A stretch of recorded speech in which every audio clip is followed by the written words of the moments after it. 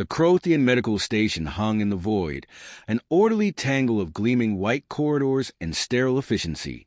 Its gravity was a fraction lighter than Earth's, making every movement feel just a little too effortless, like walking on a treadmill that might fling you into space if you weren't careful.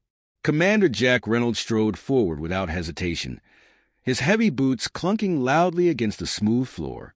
Sergeant Mac McAllister followed a step behind, rolling his shoulders like a man expecting trouble. Trouble, it turned out, came in the form of Dr. Zrix. Zrix was a Crothian chief medical officer, a being whose elongated, silver-blue frame looked like it had been designed by someone who disapproved of excess muscle.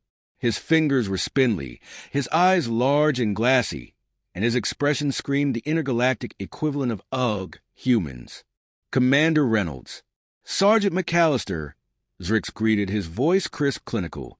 It is customary for all non-Crothians to undergo a full physiological analysis before engaging in cooperative exercises.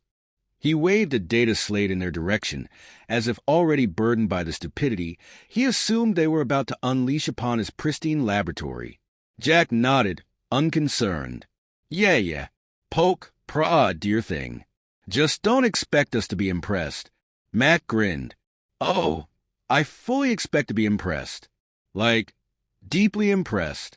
I hear Crothians have some of the finest medical technology in the quadrant. Zrix's translucent eyelids fluttered. He clearly sensed sarcasm, but was too dignified to acknowledge it. Your cooperation is appreciated.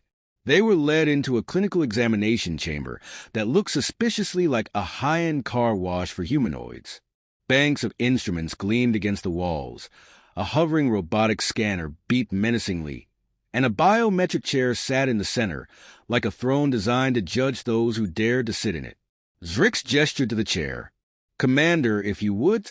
Jack sighed and plopped down. Mac leaned against the wall, watching with open amusement. The examination began with vital readings, a harmless enough process until Zrix started muttering. Your resting heart rate is unsettlingly low. Are you in distress? Jack yawned. Nope. Zrix narrowed his eyes. Strange. Your adrenaline levels are entirely too stable. Even under standard testing conditions, most species exhibit mild physiological anxiety. You do not. Jack gave him a slow blink. You ever been shot at, Doc? Zrix hesitated. That would be an extreme circumstance. Exactly. This. Jack gestured around. This is a comfy chair and a bunch of blinking lights. I could do this all day. Max snorted. Yeah, I've seen Jack take a nap standing up in a combat zone. Man's got nerves of steel. Zrix made a non-committal sound and moved on to the next test. The oxygen deprivation simulation was designed to measure lung efficiency. The chamber's air composition subtly shifted, reducing available oxygen by a scientifically controlled percentage. Zrix monitored Jack's vitals, waiting for the telltale signs of distress. He waited, and Jack frowned. Hey, is this thing on? Zrix glanced at the monitor, then back at Jack, then back at the monitor. You should be experiencing dizziness, shortness of breath, a sense of impending panic. Mac leaned in. Doc, we're Marines. We train in low-oxygen environments for fun. You ever hear of altitude training? Some of our guys run marathons in thin air just to make things more challenging. Zrix's eye twitched. That is not normal. For humans it is, Jack said, kicking his feet up on the armrest. Zrix sighed and entered something into his datapad. Perhaps a pain tolerance test will yield more meaningful results. He activated a neural stimulation device, a sleek metal band that delivered a carefully measured pulse meant to simulate moderate pain. On a Crothian, it would trigger immediate discomfort. Jack sat motionless. Zrix increased the intensity. Jack yawned again. Mac observed, arms crossed. Jack, you feeling anything? Jack shrugged. Mild tingle. Feels kind of like when you sleep on your arm wrong. Zrix turned the setting to its highest safe level. Jack blinked. Okay, now it feels like when your foot falls asleep but you still gotta walk on it. Mac cackled. This is the best day of my life. Zrix stared at them like they had committed some fundamental crime against biology. Your nervous system is either entirely inefficient or, Jack prompted, or terrifyingly resilient, Zrix muttered. Max slapped a hand on his back. Congratulations, document. You just described the entire human species. The final test was a digestive acid analysis. Zrix had read about human dietary habits, but assumed some exaggeration in the reports. He was mistaken. A small vial of human stomach acid was collected and analyzed. The moment the readings popped up, Zrix recoiled. This is corrosive. Jack grinned. Yup. Zrix pointed at the data. This should not exist inside a living organism. Yet here we are, Max said cheerfully. You consume raw plant matter and cooked proteins and processed chemicals with no clear nutritional benefit. Jack held up a protein bar from his pocket. Yeah, and some of it tastes pretty good. Zrix examined the bar like it might explode. And you voluntarily ingest carbonated, acidic substances for pleasure? Jack and Mac exchanged a look. Then Jack took a swig from a soda bottle. He had also miraculously produced. The fizzy hiss of carbonation filled the air. Zrix physically stepped back. Jack smirked. Tastes like victory. Zrix exhaled slowly and rubbed his temples. This is not what I expected. Jack stretched and hopped off the exam chair. Look, Doc, I get it. We're weird, but you'll get used to it. Zrix muttered something that sounded distinctly like, I doubt that. Mac clapped his hands together. So, we pass? Zrix regarded them with the expression of a man who had peered too long into the abyss and found it staring back. You are medically cleared, I suppose? Jack gave him a thumbs up. Great. See, that wasn't so bad. Zrix just stared as the two Marines sauntered out, laughing between themselves.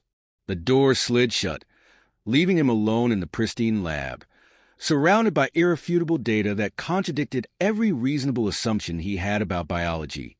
His fingers trembled slightly as he updated the official medical log. Subject: human male, Commander Jack Reynolds, Sergeant Mike McAllister. Conclusion: recommend immediate reclassification of human physiology. Note: further study is required, possibly a lot of it, possibly for my own sanity. Zrix closed the log, sat down heavily, and whispered to himself, What manner of creatures are these? Dr. Zrix had prepared himself. After the biological absurdity of the initial examination, he had reviewed every available file on human physiology. He had recalibrated his instruments. He had mentally fortified himself against further surprises. It didn't help. Jack Reynolds and Mac McAllister stood in the Crothian testing chamber, completely at ease.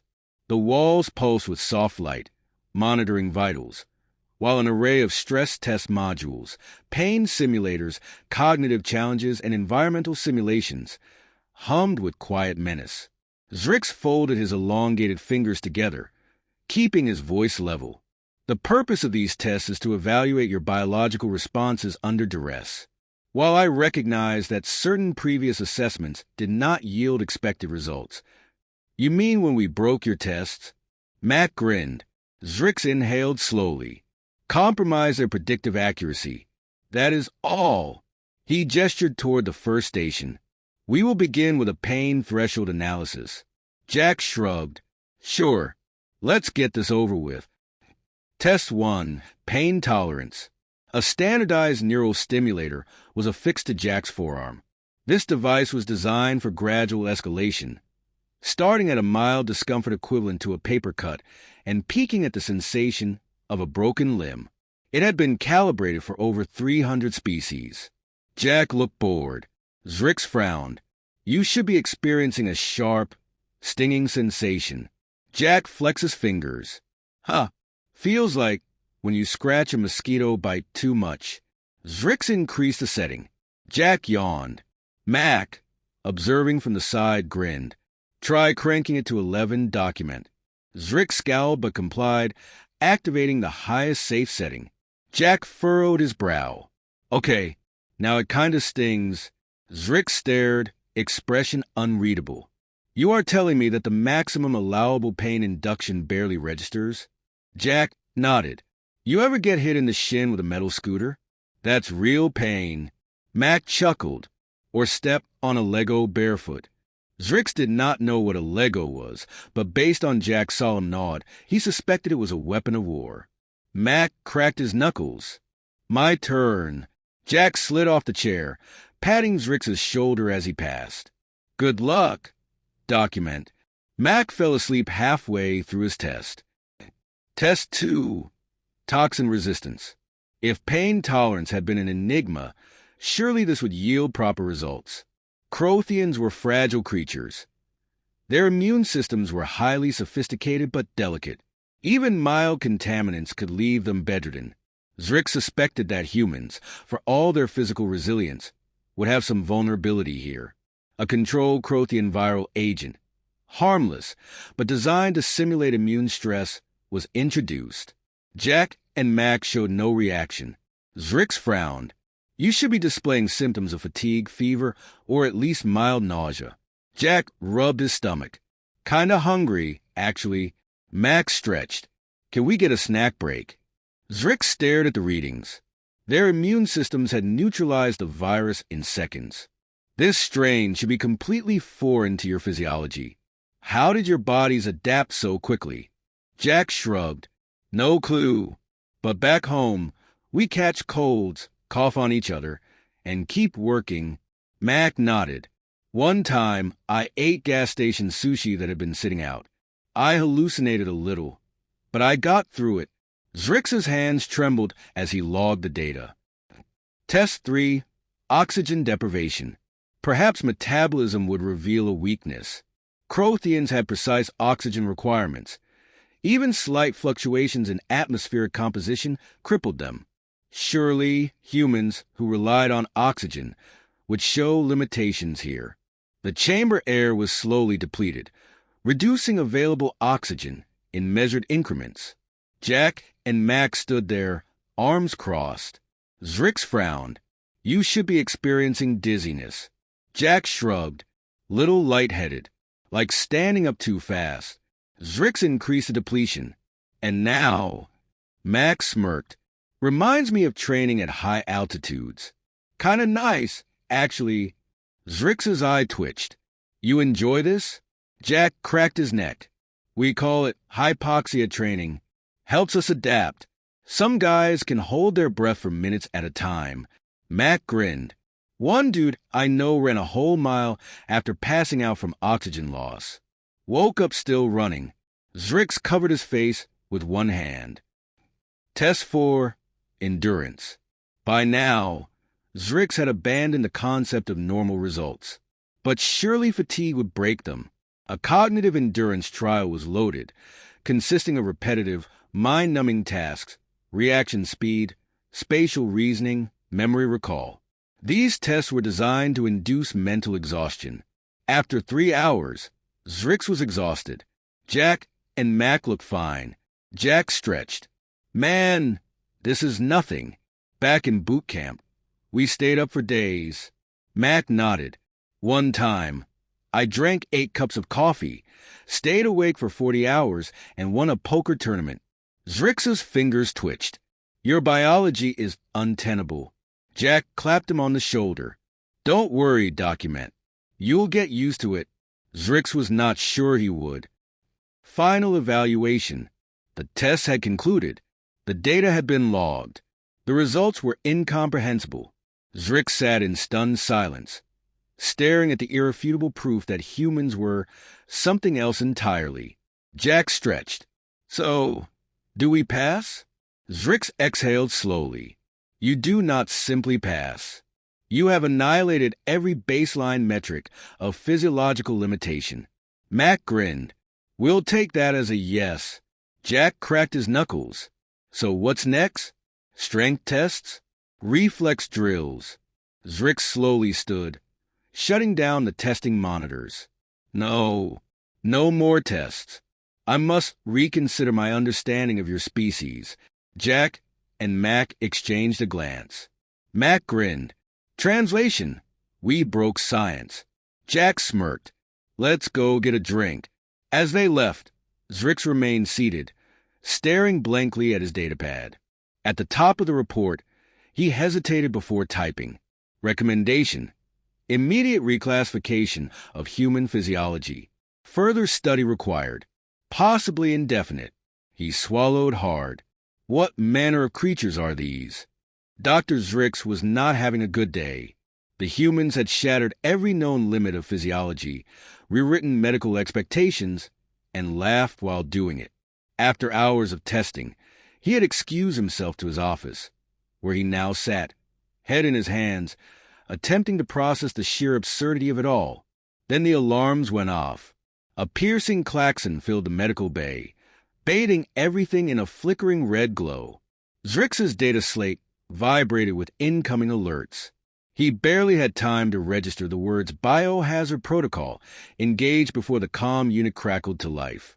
Dr. Zrix, the voice of Lieutenant Vrixel, the station security chief, was taut with tension. Medical emergency, containment breach in Laboratory Sector 3. Zrix shot to his feet. What? How? A volatile Crothian pathogen was released during an experiment. Quarantine protocols failed. The contamination is spreading. Zrix's blood went cold. This was bad. Crothian immune systems were fragile. Unlike the humans, they had no tolerance for microbial instability. If this was an airborne strain, the station's population could be incapacitated within minutes. He rushed into the corridor, nearly colliding with Jack Reynolds and Mac McAllister. Jack arched an eyebrow. Doc, you look pale. Bad news? Zrix took a breath, reminding himself that these creatures were not bound by the same fears as his people. A biological agent has breached containment. The station's filtration system is compromised. We may not be able to contain it in time. Mac frowned. Sounds like you need a cleanup crew. Zrix nodded.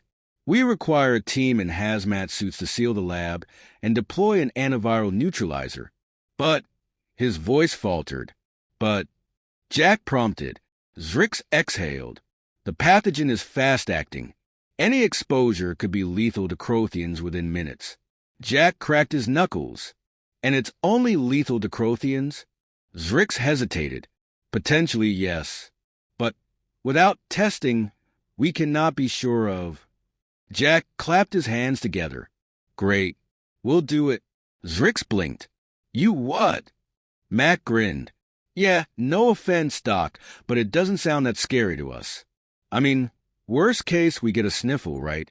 Zrix's mouth opened, closed, then opened again. He turned to the security feed, where grainy footage showed Crothian scientists collapsing from exposure to the airborne contaminant. They were pale, shaking, already slipping into unconsciousness. He turned back to the humans. They were standing there, smirking. Jack clapped him on the shoulder. Doc, we've dealt with worse. You ever seen a military barracks after one guy catches a flu? We call it boot camp plague. This is nothing. Before Zrix could protest, the two humans were already marching down the corridor. Wait, Zrix called after them. You need protective equipment. Max shot him a grin. We got boots. We'll be fine. Containment operations. The doors to Laboratory Sector 3 were locked in emergency stasis, isolating the infected zone. Inside, the automated systems flickered, struggling to re-establish control. Jack and Max strode in like they owned the place. The air was thick with the faint shimmer of airborne particles, an ominous cloud that would have instantly overwhelmed any Crothian. Jack took a deep breath.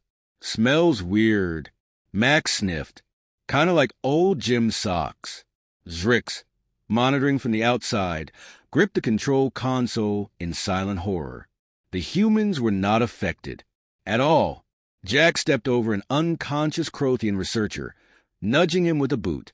He's still breathing. Doc, what do we do? Zrix's voice crackled over the comm. Deploy the neutralizing gas from the emergency station on the east wall. Then seal the ventilation ducts to prevent further spread. Mac wandered over to the control panel. Got it. Zrix felt a brief flicker of hope. Maybe, they would handle this professionally. Maybe. Mac hit every button at once. Zrix nearly screamed. What are you doing? Mac blinked. Covering our bases? Jack sighed. Mac, buddy. Let's try one button at a time. Zrix visibly aged. Mac tried again, more carefully this time, and the decontamination mist flooded the lab. Within seconds, the airborne particles began breaking down. Jack stretched. Well, that was easy. Mac pointed at a lab table. Oh, snacks. Zrix slammed his head against the console. Aftermath. The station was saved. The pathogen was neutralized. The researchers were stabilized, and not a single human had been affected. Zrix watched as Jack and Mac strode back out, completely unbothered. Jack clapped him on the shoulder. All in a day's work. Zrix stared. You just walked into a lethal containment breach without hesitation. Mac grinned. Yeah, kinda reminded me of Taco Tuesday back home. Zrix struggled for words. Jack smirked. Admit it, document. You're impressed. Zrix inhaled sharply, trying very hard not to be. He failed. I do not understand you. Jack laughed. Get used to it. Mac patted Zrix on the back. So, what's next? Fire drills. Zrix covered his face with both hands. What manner of creatures are these? Dr. Zrix sat at his workstation, staring at the screen. The data had finally finished processing. Days of examination, stress tests, and, most recently, a completely reckless biohazard response had all led to this moment. The results made no sense. Across the room, Jack Reynolds and Mac McAllister were engaged in an intense game of rock, paper, scissors. Mac had lost 5 rounds in a row and was convinced Jack had developed some kind of psychic advantage. I'm telling you, you've got to tell, Mac insisted, narrowing his eyes. You do this little eyebrow thing before you throw rock. Jack smirked. Maybe I just know what you're going to pick. Mac pointed at him. See? That's not normal, document. You should study that. Zrix exhaled sharply, rubbing his temples. There is more than enough for me to study. Jack leaned back in his chair. All right, let's hear it. Are we going to live? Or did your fancy computer find out we're actually space cryptids? Zrix turned the datapad around, gesturing at the impossible results. I do not know what you are. Mac grinned. That's fair. Jack squinted at the screen. Okay, but details document. What's throwing you off? Zrix inhaled deeply. To summarize everything, Jack and Mac exchanged a look. Zrix pulled up the first section. Your pain tolerance is inexplicable. The neurostimulator that should have incapacitated you both barely registered. I reran the calculations. I recalibrated the machine. The data remains unchanged. Jack shrugged. Yeah, but that thing was a real pain. It was science pain. Mac nodded. Big difference. Zrix blinked. Explain. Jack gestured vaguely. Science pain is all, electric shock. Tiny pinpricks. Real pain is getting hit in the shin with a 2x4. Mac nodded sagely. Or stepping on a Lego. Zrix had still not determined what a Lego was, but he was beginning to suspect it was something horrible. He moved on. Then there is your immune system. The viral agent that incapacitated every Crothian on the station, your bodies neutralized it within seconds.